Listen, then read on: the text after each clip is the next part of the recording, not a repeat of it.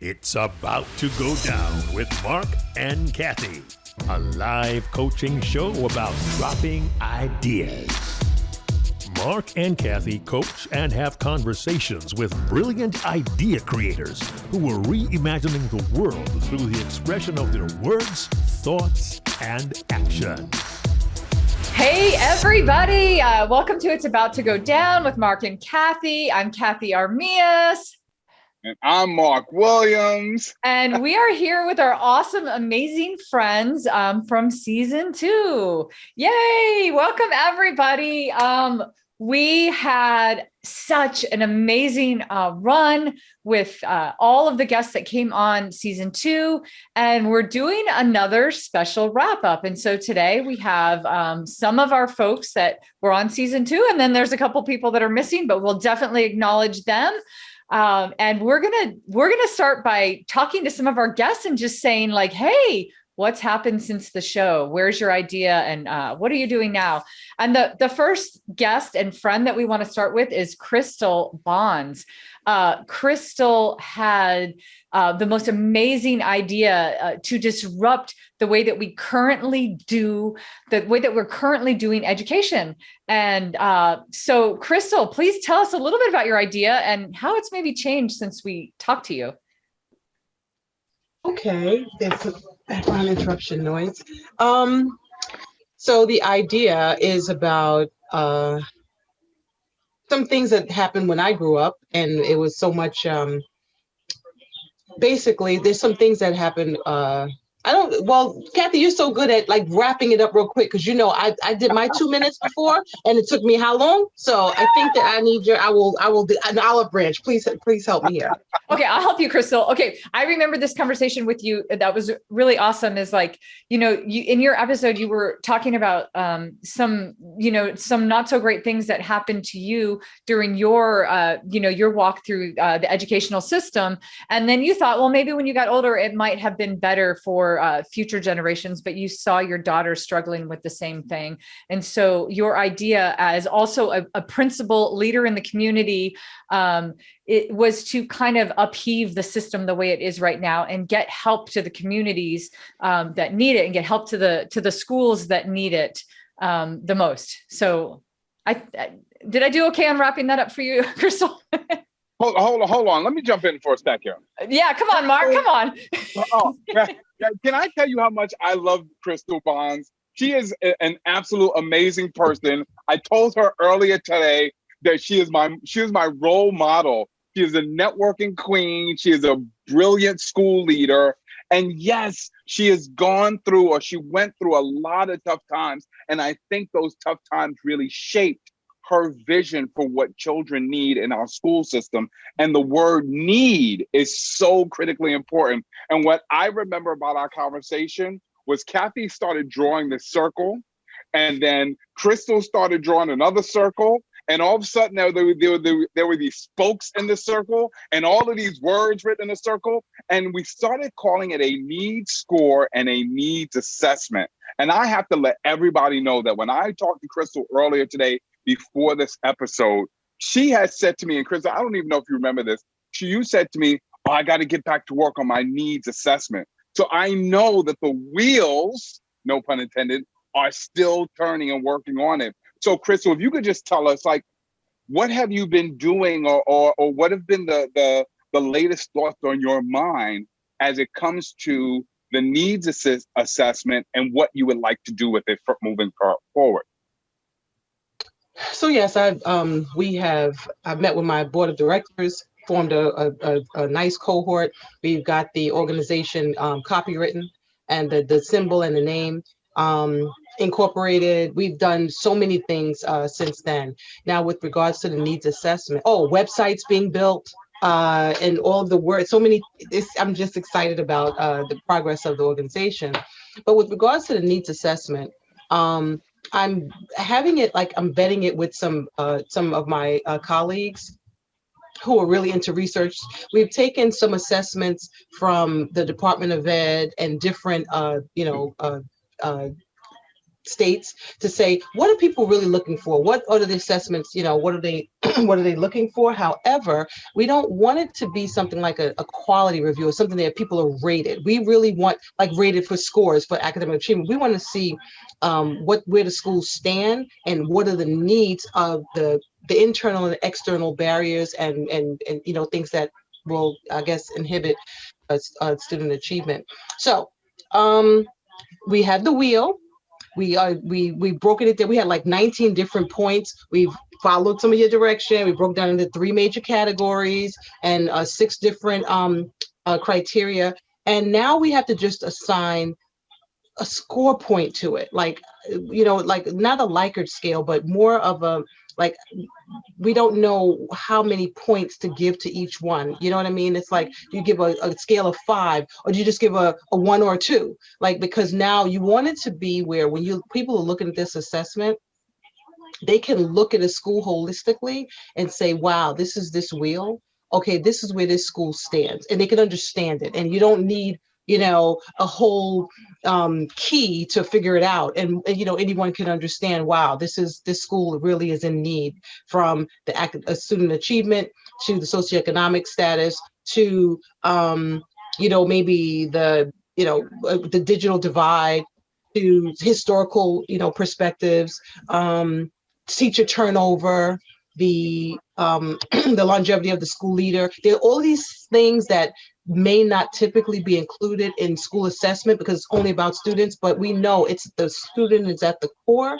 But there's so many other things that this encompasses of what the success of a school. So we are now at the point of trying to give scores to it and to make it, I guess, user friendly to the person who's reading it.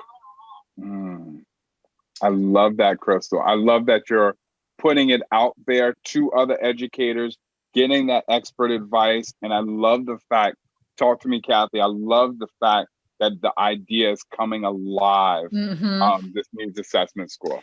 Well, you know what I love, Crystal, too? Crystal, I love chatting with you about this. And one of the things I really loved is sometimes when Marc and I talk to people, many times we're talking to people about communicating an idea. You're doing it. You're doing it. And so, if there's different levels to it, level 1 might be like, oh, here's a really good idea. Level 2 is like, oh, I'm going to get people excited about it. Level 3 is like, and you're like at level 100, like, nope, I've got a community of people where we've got a website, we got a name, we've broken it up into 3 categories. So it's really cool to see that. And, Crystal, like just having the conversation with you, and Marc and I understand we're not the only ones having this conversation with you. You are the hub of this great idea. But we can see all the work that you've been actually doing. How many conversations have you been having with people to make this idea come to life? And so, thank you for, continuing to work in this. Like, there are so many children out there in your community, in the state of New York, that will benefit from all of the work that you are doing. So yeah, thank you. Thank Very you. cool. It's our hope that Cool. we don't, because my saying is always, a child's demography shouldn't have to be their destiny. And we know that a lot of our young people have the propensity to succeed, but sometimes there's some other things and factors and barriers and opportunities and lack and access or lack thereof that may hinder. So this is something about how do we look at a student, a school, and a neighborhood holistically to find out what their needs are. So thank you for helping me tease out this idea. I appreciate both of you. You're so welcome. You're so welcome. And when you talk about being like so passionate about this idea, because I hear it in your voice, I got to tell you, it automatically reminds me of Beach. Right? Because Beach had, wait till you hear this, Crystal, and everybody else, right? Beach has an idea related to education as well, in a different direction, but I see so many different connections. But what I remember about Beach, and Cathey, I am so glad that you found Beach and brought her on, because Beach came on and she had this very serious idea. And then she started getting all kooky on.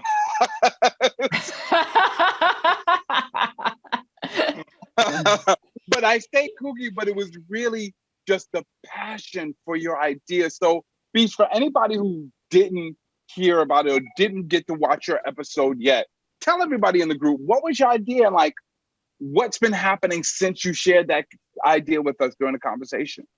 Sure. So thanks for having me back. And I'm so glad I'm going after Crystal because I think it's a great segue.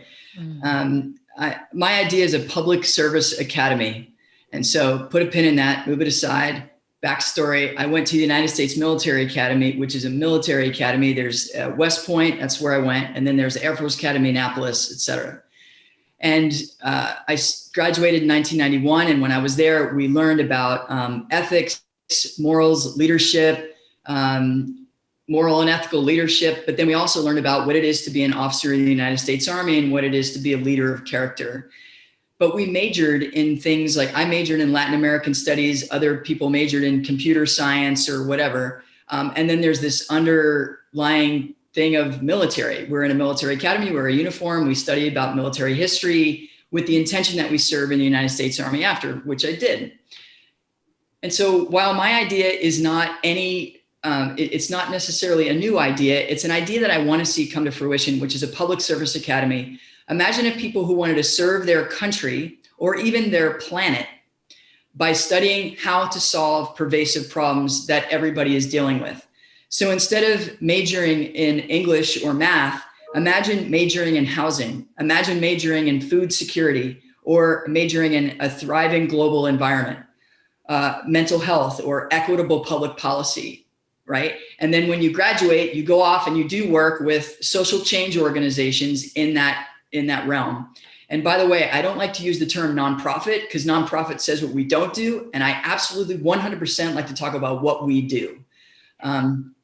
So imagine majoring in those things, graduating and going off and understanding not only I'm here to help, for example, with a housing issue, but you understand that the issue of housing, how it is cut across racial and social lines, socioeconomic lines. You show up in a city and you're ready to work, understanding the national history of housing issues in America. Imagine that, and imagine what we could move forward if we were churning out hundreds of graduates who are majoring in these problems and more importantly, the solutions to these problems, and then creating change not only nationally, but globally. I want to be respectful of time, so I'll stop there. Beach, I love this. One thing that, I remember when we were having the conversation before we actually even did the show episode with you, this was one of a couple of great ideas that you have, because of course you have many great ideas.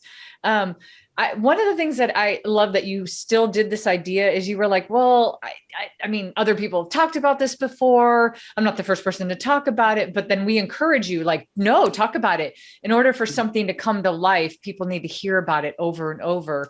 And so one of the things I appreciate, and this is like a little shift from where Crystal's at, is like, there's this idea that people need to hear. So you're at that level where you're like, I need to inspire people to do it. And so that's why I really appreciate that you put this idea out there and you say it so eloquently. Like when I hear it, I'm like, why aren't we already, when I hear you talk about it, Beach, I'm like, why the hell are we not already doing this? Yeah, well, and I've thought about that too. So since the episode that we taped, I thought, well, who would understand this and who would get this? And I thought my classmates. So we are going back to West Point this year for our 30th anniversary, which just blows my mind, right? To think that it was 30 years ago that I graduated. It was maybe 5, like in my timeline, plus COVID, it's like 5 years, right? So I thought, who else would get it? And then who else has the time? Retired Army officers, right? People who understand service, who've seen problems globally, right? And who want to help solve them. And many of them didn't serve 30 years in the Army. Many of them are serving in corporate America, right? So they're understanding other aspects of, how an environment, a municipality, a school affects their employees, right? And how, if we improve the livability of an area, how that could be better for everyone, right? All boats rise with the rising tides, right? So I am sending it out to a few choice classmates, and then in September we get together for our reunion, and I'm hoping to see some activity from that. If I may jump in, I want to give you an example. I work at a hospital of Kings County. I'm the chief of staff. Okay. We are providing services, support, and hope to people going through challenges so they can lead fulfilling and productive lives. And we started mainly with a special needs population. In the past couple of years, we're also servicing the mental health population. Now, in the special needs industry, it is the way you want it to be, meaning we get resumes every single day with people. This is what they did as voluntarily as teenagers, and this is what they want to do. They want to help people. They have a connection to the special needs. And there's a whole, it's like the in thing in my community that you take care and work and volunteer with special needs children. And for the past couple of years, we're doing it in mental health. And I see the same mindset where people started a career with the lens, this is what I want to do. I want to be in service. I want to be around people with mental health challenges and help them and so on. Yeah. So those are two examples that you maybe bring into your idea and learn from it. I really appreciate that. I really appreciate that, Naftali. And I think, I agree that there are so many people out there, the service mindset, who want to serve. And if there was another way to, provide an avenue for people to serve their country, their community, their world, I think it would be just amazing to have those folks out in the world. I actually listened to this episode, and I'm glad to tell it to you on the air. I really enjoyed it. I was recently asked on another podcast, what could businesses learn from non-for-profits? And I was like, we're not a non-for-profit. We want to make profit because we want to make an impact on the world. We want to be sustainable and open new lines. Like we did special needs for the last 25 years. We're moving into the mental health. We're going to change the landscape in the community. So we got to be as organized as any business, and we got to be sustainable. It's not for profit, it's just a term for the IRS. Don't get us confused. It's true. It's so interesting when people are in corporate, and I spent 10 years in corporate. I get it, right? And they're like, oh, you don't know, you're just a nonprofit. I was like, excuse me, do you know how much we get done with half, not even like a quarter of the resources you have? Don't even get me started about the mountains we could move if we had the right people with the right training in the right places. And I really appreciate you sharing, Naftali, because you're branching out into an area that is critical. It always has been, and it still is. And thank you for your work there in the mental health sector, as well as the special needs sector. Thank you. Beach, I love when you get fired up. I love it. Same. Yes. Which is, I think, what Mark was saying when he said kooky. I was like, what did you mean? And then I was like, okay, you must mean that Beach getting fired up about it. She is on fire. She's on fire. And if I may speak on behalf of Crystal, as educators, kudos to you, because this should be more than just like an after-school club. This should be institutionalized. So kudos to you, Beach. That's absolutely amazing. And Naftali, thank you for chiming in on that, because we love that everybody's watching each other's episodes and feeding off of each other's ideas. So it's absolutely great. And Naftali, I guess that's a great transition, right, Cathey? Because Naftali not only does a lot of community service work, but he does a lot of work around helping people to connect deeply. I got to tell you, I met Naftali many years ago at this organization called Toastmasters International. That always seems to be the tie for so many people. And he's an amazing individual, an amazing family member, an amazing friend. And I love your idea about connecting deeply. So for those who may not know about it, Naftali, tell us about your idea and tell us about what you've been doing with that idea since we last spoke.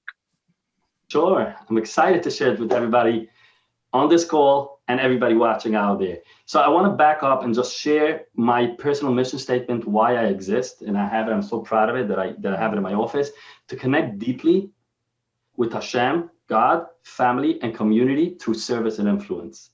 And my personal core values, what I stand for, is to consistently be connected to Hashem. Charity begins at home, relationship over everything, giving for the sake of giving, never-ending growth. And my vision, where I'm going, is to communicate, lead, and serve, to have inner freedom, a healthy family, and make an impact in my community. And why am I sharing this with you? Because I'm so passionate about this word, connect deeply. that I am on a mission. I want to make a movement that every single person out there, not only companies and corporate America and all that, should have a personal mission statement. Why do you exist? Should have a personal core value.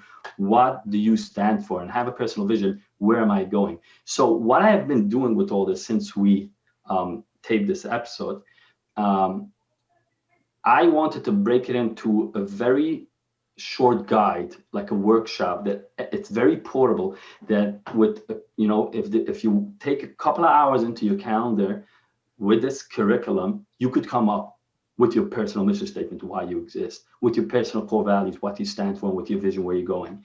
And then from there, my idea was, and still is, to go into the wheel of life, where you could dive in your spiritual life, your friendship, your finance, your career and business, and so on. There's a couple of wheels there, and I don't want to, just spend time on that. So ultimately, the idea is and was, and I'll tell you and share with you all where it's pivoted and on the roller coaster I'm going with this whole idea, where the idea was to go into personal mission, vision, values, and the wheel of life.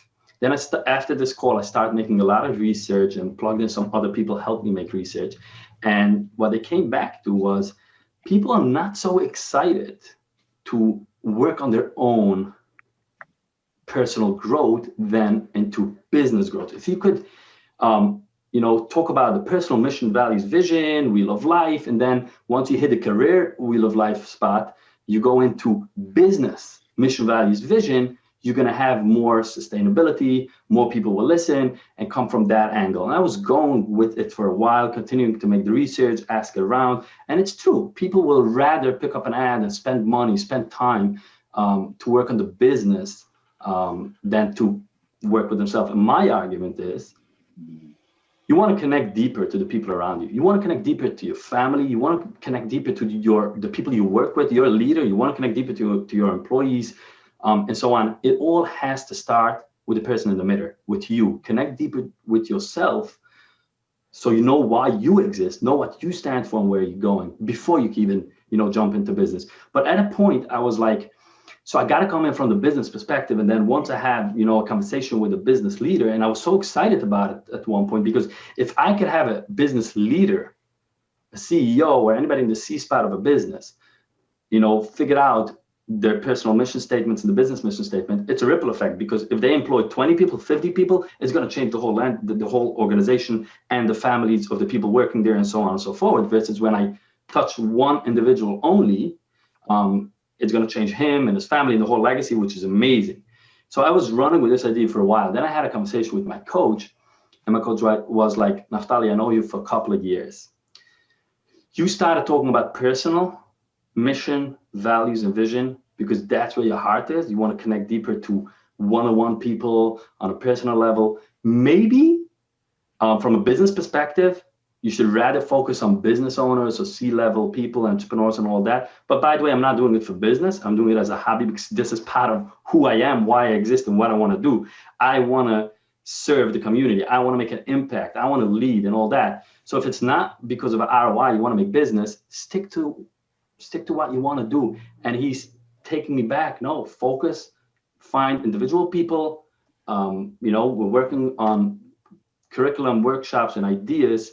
And that's the roller coaster, because I was coming from just personal, and then shifted to business. And then he's like, go where you're good at. Doesn't make a difference how many people you will reach, because it's not about how much or how many, but how deeply you are connected. I love that, Naftali. Well, Naftali, I remember too, thank you. Oh gosh, it was like, you were ready to say all that. That was awesome. One of the things I love from the conversation we had with you was you really affected me. When we were done with the show, I was like, I really started taking an inventory, and this is the kind of the ripple effect I think you're talking about. I started taking an inventory of everybody around me. And I was like, ooh, like how deep is this relationship? How deep is this conversation? You were even talking about how to go deep in a conversation, like quickly, and to stay out of that space of like, hey, how's it doing? How's it going? Great, and how to get to that quickly. And so, I love that you landed there, and I love where that came from, because I do think if you go deeply enough in one person, the ripple effect is huge and it continues. And sometimes maybe even like tsunami level, where it doesn't get less, it gets more. Closer it gets to the shore, it gets more and more. So I love that. Everybody, I love this idea, because if everybody was clear in where they were headed, imagine how that would change the world. Yep. Totally. I think it ties in, with your idea. Yeah.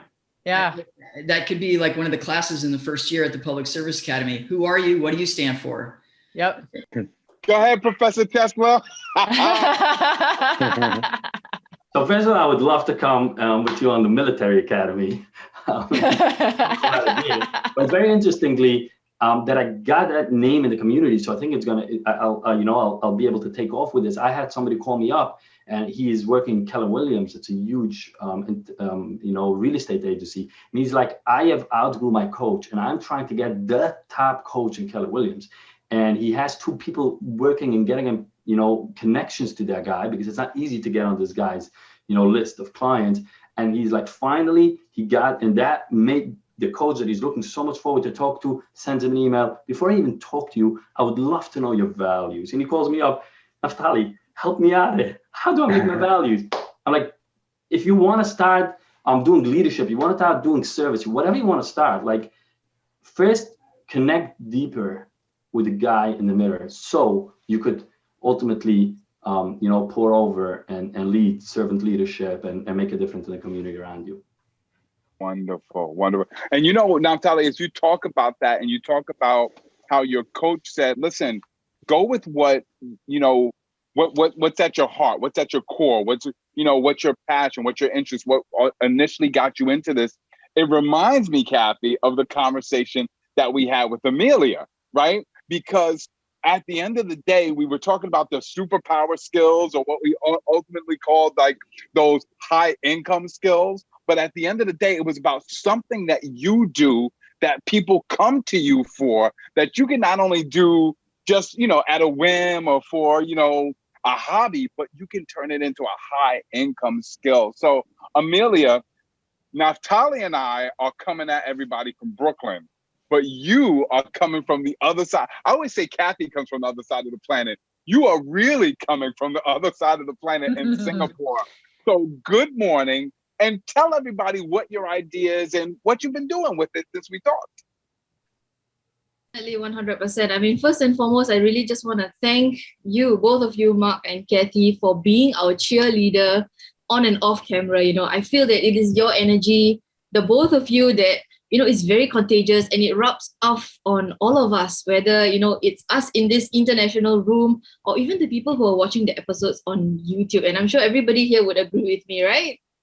Is that energy and that vibe that we are getting through the screen. And even in this pandemic world that we are in right now, me being literally halfway across the entire globe, like the sun is just coming up for me, and I'm sure it's going down for the most of you, we still can be connected. So the whole conversation that I had with Marc and Cathey was like what Naftali mentioned, or was it beach? It's a huge roller coaster ride. Like, we literally went up and down 360, and it's like all over the place. So the idea really developed from my trip when I went down to Stonehenge, and that feeling of certainty, right? With all those boulders staying put, that certainty that we feel. But right now, in this whole technological advanced pandemic world that we live in, there's so much uncertainty. And to me, really, change is opportunity, right? So our conversation started with our skills, our superpower, and it literally transformed. At the end of that short 50 minutes conversation or so, it transformed to the idea of how to get our irreplaceable high income skills to pay our bills, right? There's a little wrap in this wrap up. So, right, how do we get our skills to pay our bills, right? At the end of the day, bottom line is, how can we put food on the table? How can we, bring up our family and all of that? So the thing is this, all of us may be good in many things, right? But bottom line is, what would people pay us for? Right? What is the irreplaceable skill? I heard, many of you mentioned your values, your beliefs, your experiences, your personal brand. Like, what is it about you that makes you different, right? That makes you stand out. So even in another conversation that I had with Marc, talking about this ripple effect, right? Something that both few of you were talking about, that ripple effect whereby we as individuals, we want to create that impact, whether it is in our small community or in the world at large, right? But where we start really is we are just like a drop in the ocean. We're just a drop. All of us individuals are just a drop in the ocean, and we are creating this ripple effect around us. And the people that we are impacting are then creating their own ripple effect, and then the tsunami is being evolved, right? So ever since the conversation that I had with Marc and Cathey, I've had the honor and privilege to share this idea on 3 different platforms. 2 of them in a corporate setting, a corporate training, international corporate training, and 1 back in my alma mater in my tertiary education institution. So one of my teachers from 10 years ago, literally 10 years of zero contact, reached out to me on Facebook. And you know how special it is when a teacher adds a student on Facebook. That's something, okay? A student can easily add a teacher, right? You'll always remember your teachers, but when the teacher remembers the student out of thousands and thousands of students, that hit home really hard. So my teacher actually reached out to me and she's like, Amelia, let's come down for a cup of coffee. So I was like, yeah, sure, why not? So when I met her for coffee, she was like, Amelia, you know that many of us are watching what you're doing on social media. I'm like, whoa, calm down. What a way to say it, right? I feel like, you know, they are just spying on me and they're looking at what I'm doing. We are watching what you're doing on social media. So I guess if it's in that positive spin and it looks, you know, you're doing good things, sure, watch all you want, right? But the cool thing is this, my teacher actually told me, and she said, like, you know, in this whole technological advanced world that we're living, we want to equip our younger, the next generation of leaders, right? Our younger, the people in our our juniors, with the skills that, so that when they enter the workforce, they are better equipped with what is that high income skill, or what is that irreplaceable skill that makes an individual different. So, and that actually gave me the opportunity to further expand the ripple effect that I wanted to create, not only in my immediate community, but now at a tertiary level. So thank you very much, Marc and Cathey, for helping me sharpen that idea and, you know, kind of make it like a sword so that I can present it in that short, sharp, concise way that people can easily understand. So thank you very, very much. Amelia, well, a couple things. Marc and I love to like argue about our rap, East Coast, West Coast. So anytime somebody throws a rap in, we're all over that. We're on that right now. But, you know, Singapore is also one of my favorite places in the world, if not my favorite, my absolute favorite place in the world. So I just want to throw those 2 things out your direction. But you know what, Amelia, that I love about what, thank you for sharing this story about your teacher. It's so awesome to see like the effect that ideas and then your presence in this world. And you are like the happiest, like most positive person that I know. And when you talked about this idea, and now that all of these people that are in the room, Beach, Naftali, Crystal, we'll get to Victoria and John next too, because I think there's all this, everybody has a connection in some way. Amelia, the idea that you have, even though you explained it in the space that you sit in, is like, what's your super skill or power that will help you pay the bills? It also goes in line with like, where would you like to serve? What's your superpower that you might use to serve? You know, so it doesn't always have to translate. People can take your idea and say, yes, I'll take a piece of it and I'll leave a piece behind. And so I love that. I love how much you can transfer your idea. And it's really all about people finding out their self-worth and their self-value and what they can give back to the world and the community. So I loved it.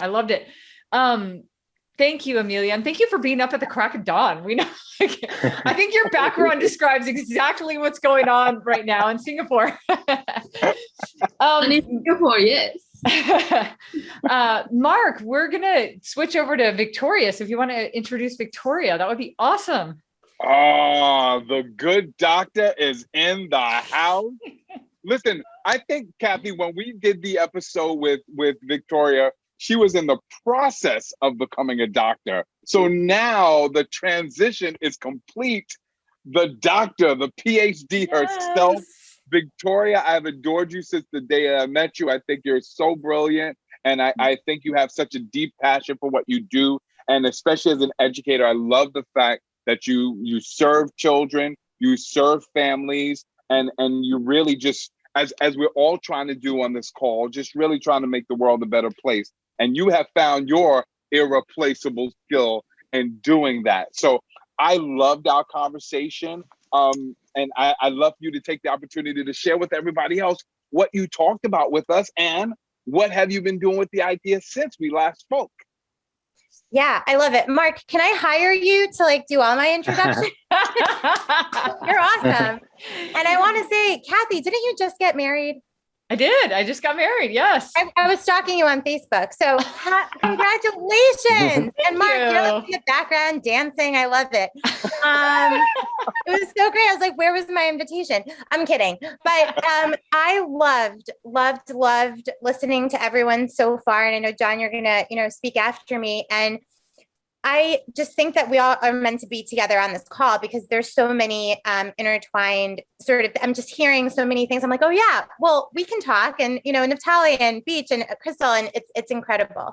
So what we discussed on our call, yes, was actually all about my research for my PhD. And I've had this dream about talking about this on a public stage so that this becomes more generalized. So in a nutshell, I studied post-traumatic growth, and that's the growth or benefit finding that happens. Sorry, if you're hearing something, it's my puppy, and she has like sinus issues. So if you're hearing a snort, I don't have a pet pig.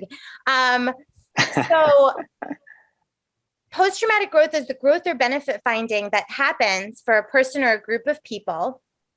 Not always, but it's possible, not because of what's happened. So it's not because of the trauma, but we highlight it's because of the struggle that someone goes through after a trauma. And what you and I talked about, Marc and Cathey, was this idea was taken from like talking to researchers and educators and everyone that kind of gets it. And I want to talk about it more publicly, more specifically, looking at the experience that parents have in their parenthood journey when they have a child who has special needs. Because my whole focus has always been autism, even though special needs is really my realm, but autism has always been like a huge love of mine. I don't know why, but I just fell into it because it was so misunderstood. And because it was so misunderstood, the parenthood journey of having a kiddo with autism was misunderstood. And so I thought if we can help parents who are trying to struggle, because struggling is a skill. Everyone can suffer, but not everyone knows how to struggle well.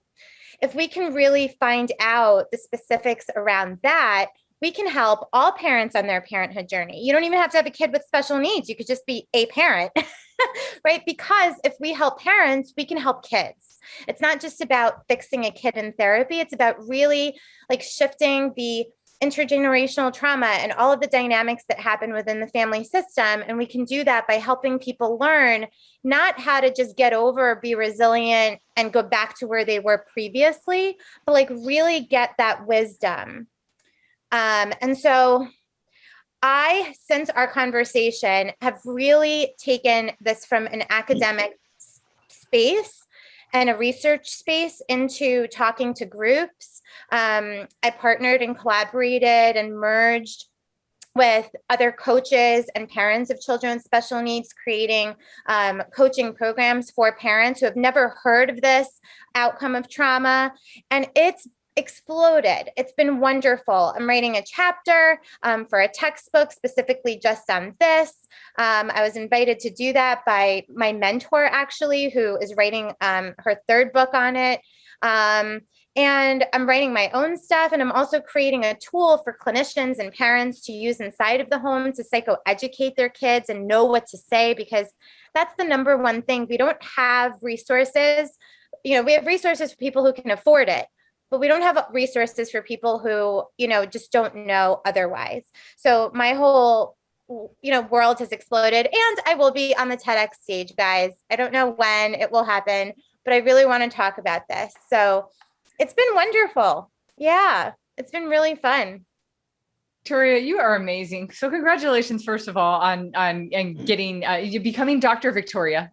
Oh, thanks. And I I'm so grateful that you so here's another level, right? There's people that talk about ideas and then say like, oh, the world should really, cling on to this idea. There's people that are out there doing it. And then there's people that like really, really like live it. And like everything that you're doing is living in that idea. And so it's going to be really cool to see it grow. And I cannot wait for your TED talk or your TEDx talk, whatever it is. It's going to be phenomenal. Marc and I, we sign up for you too. If you need us to coach you, we're there. We're with you, Victoria.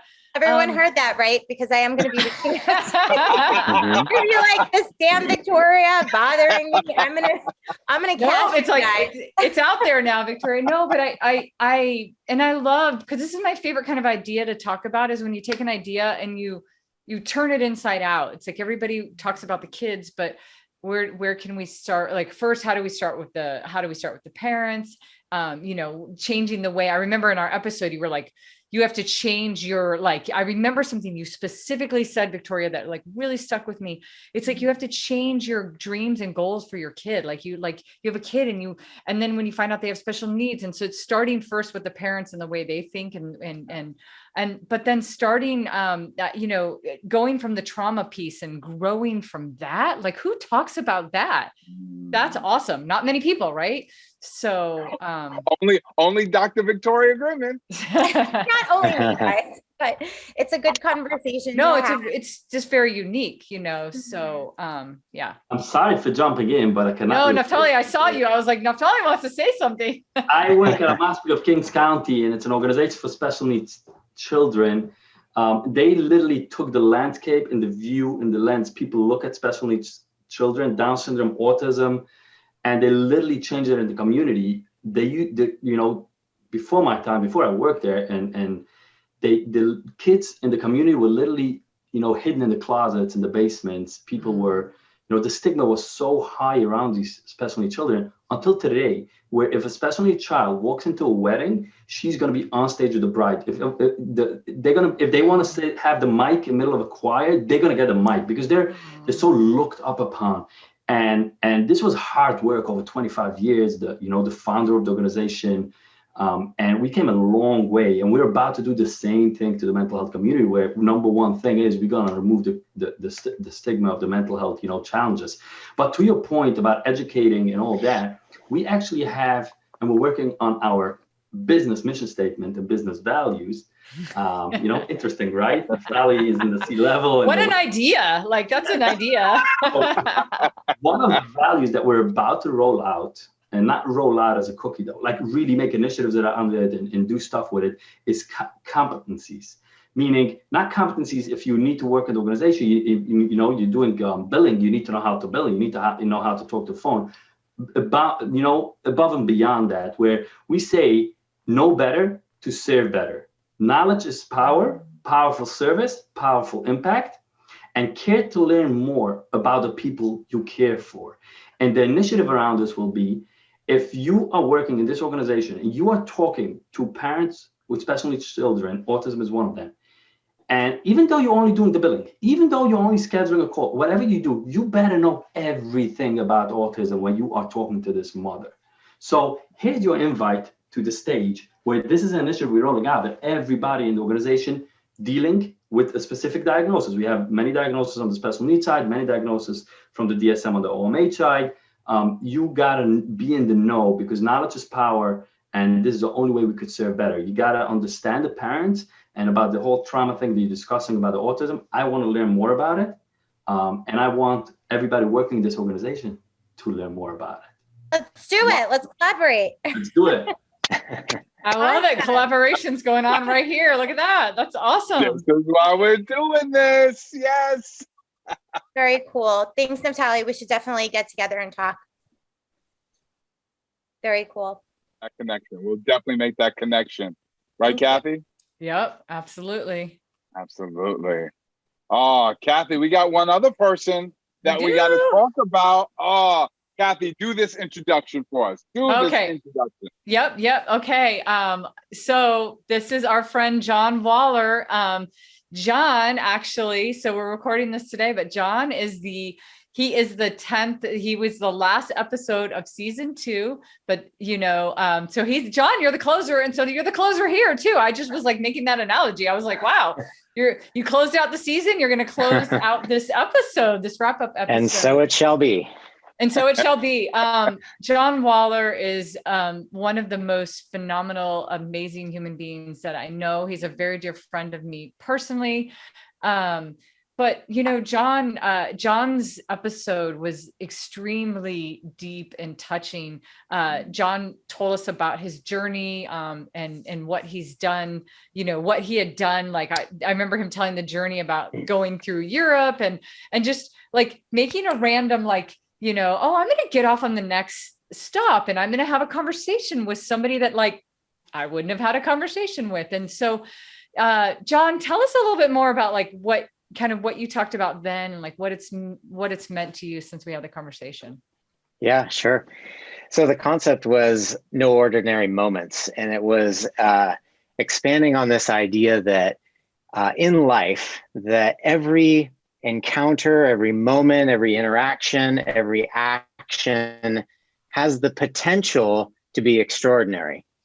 Maybe not all are, but as I think back on my life and I think about some of the most extraordinary chapters that have happened, I can trace them back to literally a handshake that easily could have not happened, right? Mm-hmm. Or I turned left instead of going right? So if I distill some of these really extraordinary life events down to these moments that feel so insignificant, so normal, so even mundane, it makes me realize that every one of those moments has the potential to yield something way beyond what I could have even imagined, right? So, that's something that applies for all of us, and it just requires us to pay attention. Now, can we have 24/7 vigilance in the sense of like, oh my gosh, every single thing could be extraordinary? That's exhausting, right? But it requires like a mindfulness or an attention to the possibility that could exist, that something very insignificant can literally like steer our life in a dramatically different direction.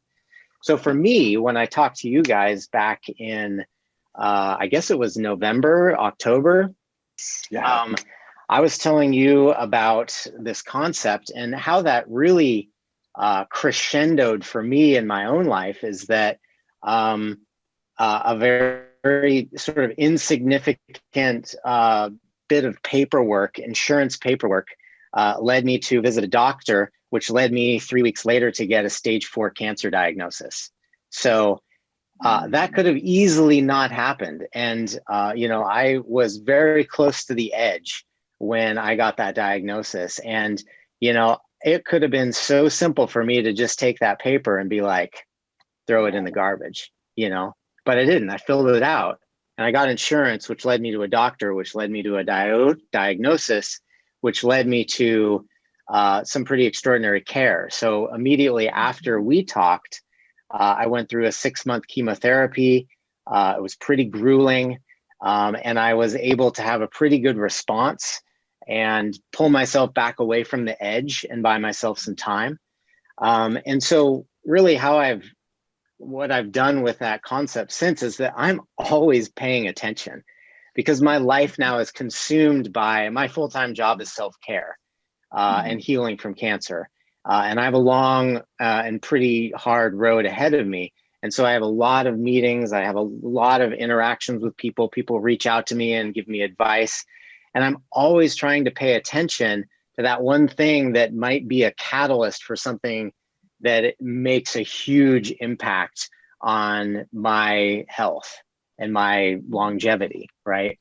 So, I am oftentimes overwhelmed by the amount of information that's out there related to healing from cancer. And, everybody has an opinion and some of them are very strongly held.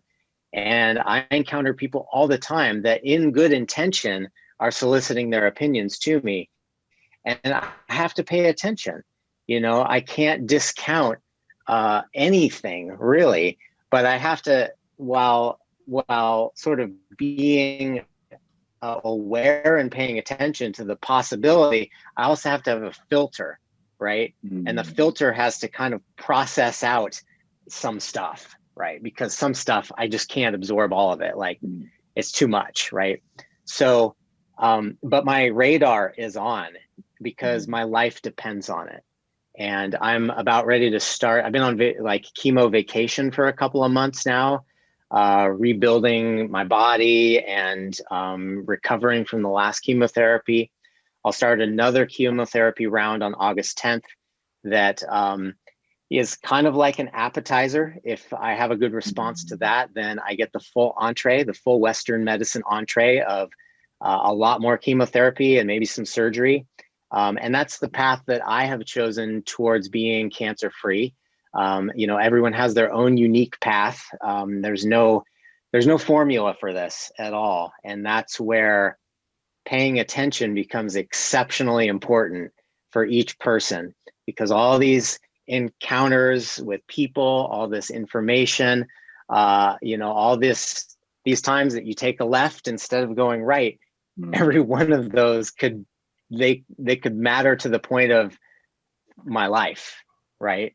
And so when you're in that situation, I think you become hyper aware of all the things that are going on around you. So, wow. John, can I tell you, and I felt this from the moment we met through the conversation to now and beyond, my heart is in your soul, my friend. My heart is in your soul. And I have nothing but the most awesome vibes sending your way. And I got to tell you, our conversation was so transformational.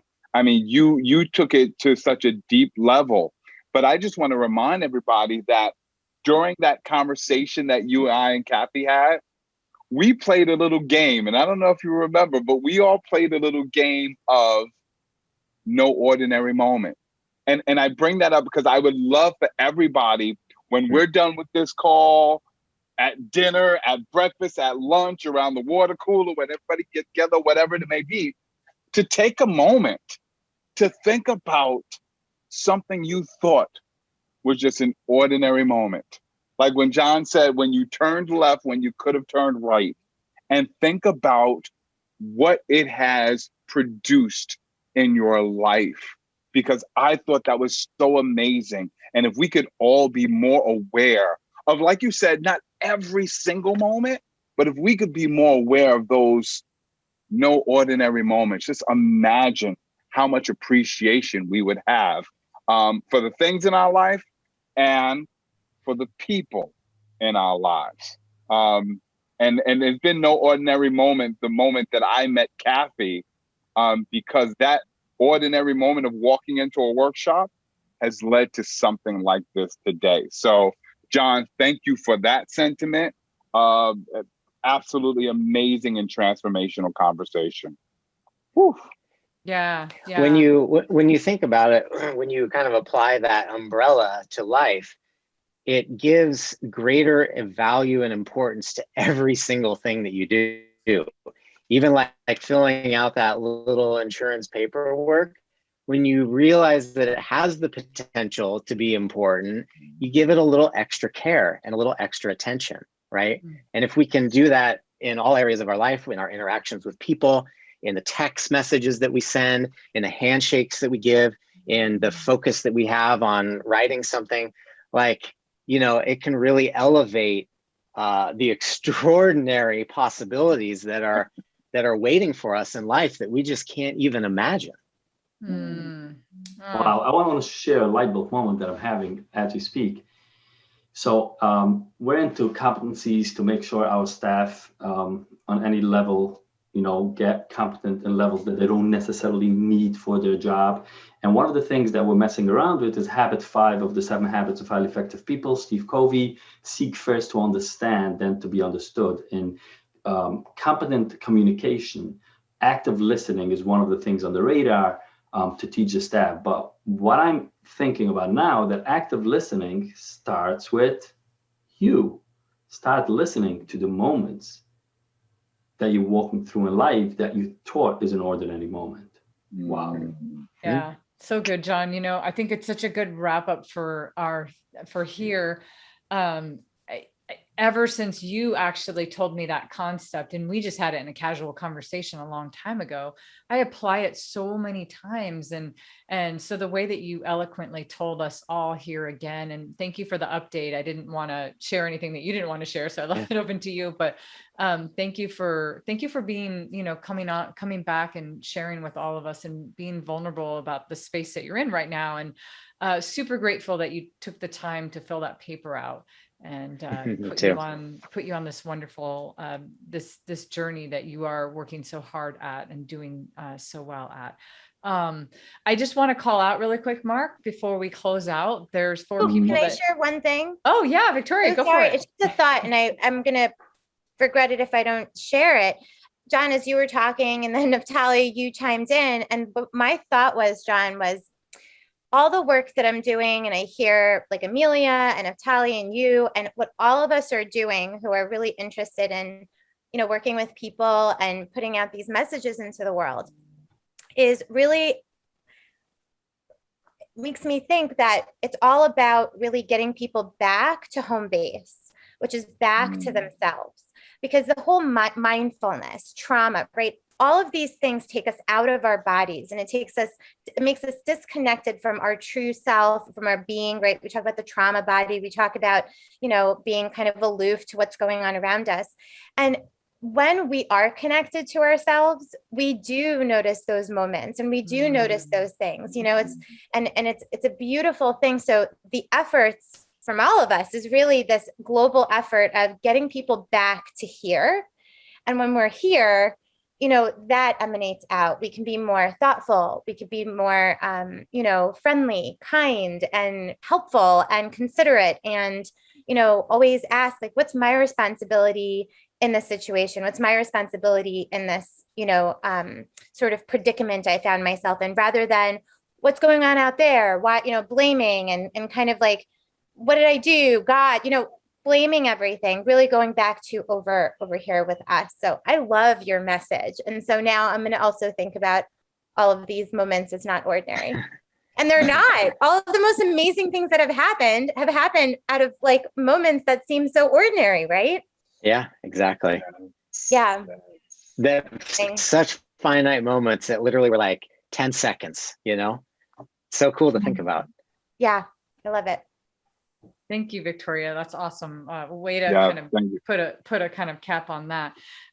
Okay, to close it out really quick, I just want to name the 4 people that were also part of season 2 that aren't here today. Starting with Tristan Harvin. He had this great episode about self-exploration and all the work that he was doing, especially during the times of COVID. Rob Paylor, who was paraplegic, he went and how he took power back in his life. That was a great episode. Love that. Cynthia Manuel, who talked about how mentoring is backwards, and usually, and how she kind of flipped the script on mentoring. And then finally, we talked to an 8-year-old named Paisley Elliott, who is changing the world because she heard about kids that were separated from their parents. And so all the work that she's done in that space. But so thank you all for being on the show. And thank you for the wrap up. Thank you for telling us where you ended up again with your ideas. And Marc, bring it home. Listen, I can't believe that this all started almost 15, maybe 18 months ago. Really 10 years ago, with a beautiful friendship.